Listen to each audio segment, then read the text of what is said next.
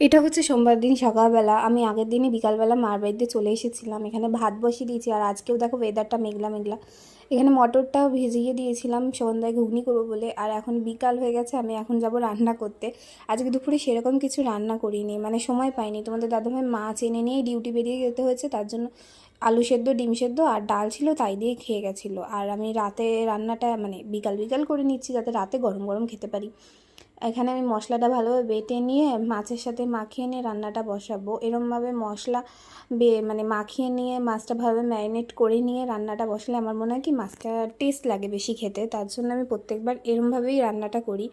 তারপর এখানে দেখো আমার মাছটা বসানো হয়ে গেছে। এখানে আমি মটরটাও সেদ্ধ বসিয়ে দিয়েছি। এখানে ইলিশ মাছের মাথা ভাজি চিচিঙ্গা দিয়ে ভাজা করবো বলে এখানে আমার মাছ হয়ে গেছে, চিচিঙ্গা কোটা হয়ে গেছে, আর মটরটাও সেদ্ধ হয়ে গেছে। তারপর রান্না টান্না করে নিয়ে এখানে আমি গ্যাস ট্যাস সব মুছে নিয়েছিলাম। পরের দিন সকালে ছিল আমার মামার বাড়িতে বিশ্বকর্মা পুজো, অনেক সকাল সকাল যেতে হবে।